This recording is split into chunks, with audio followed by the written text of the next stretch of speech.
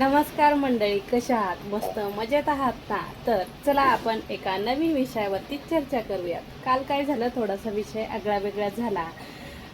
सहज एक जण बोललं की कमाल आहे हा ज्योती, तू बाळ सांभाळून घर सांभाळतेस, कमाल आहे. मी त्या ताईंना बोलली, हो ताई, करायलाच लागतं, आपले मुलं आहेत आणि आपला संसार आहे म्हणल्यावर दुसरं कोणाची आपण वाट पाहणार आहोत का? आणि वाट जरी पाहिली तर कोणी आपला संसार करायला आणि कामाचा लोड घ्यायला आणि मदत करायला येणार आहे का? बिलकुल नाही.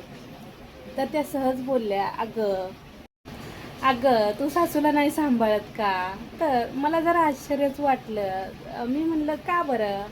सासू मला सांभाळत नाही म्हणलं, माझं काही करत नाही. मी सासूचं लग्न झाल्यापासून सासूचे सगळे कामं करत आहे मी.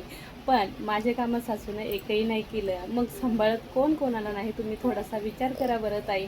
मी सांभाळ आहे, पण विषय त्यांना सांभाळायची वेळ आली तेव्हा त्यांनी माघार घेतली आणि लांब पळ काढला, ते कोणी विसरत नाही. तर नवरोबामध्येच बोलले, अरे मुलं तर सगळ्यांनाच होतात आणि सगळ्यांनाच सांभाळायला लागतात आणि आपल्या मुलं आपणच सांभाळायचे, सासूची कशाला अपेक्षा करायची.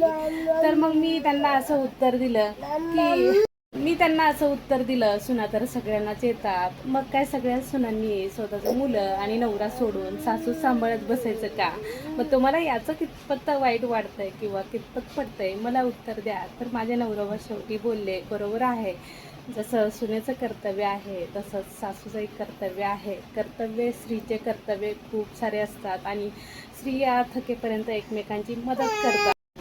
मला हे सांगायचं आहे की अपेक्षा ही आपण समोरच्याकडून करतो, पण समोरच्याला मदत करायला आपण कितपत तयार आहोत किंवा आपण कितपत मदत केलेली आहे त्यावरतीच अवलंबून आहे समोरून आपल्याला मदत मिळणार आहे की नाही, हो की नाही.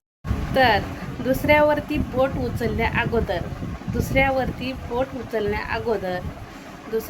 एक बोट उचलण्या अगोदर आपल्याकडे 4 बोटं आहेत, त्याचा अगोदर अभ्यास आणि तपास करावा, हे मी स्पष्ट शब्दामध्ये त्या ताईंना सांगितलं.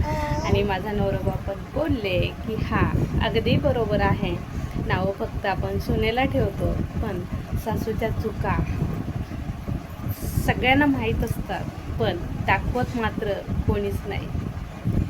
तुमच्याकडे असाच प्रकार होतात का? नक्की मला कमेंट करून सांगा. चला तर मग बाय. अशाच एका नवीन व्हिडिओमध्ये भेटूया. तोपर्यंत मला सबस्क्राईब करायला विसरू नका. बाय.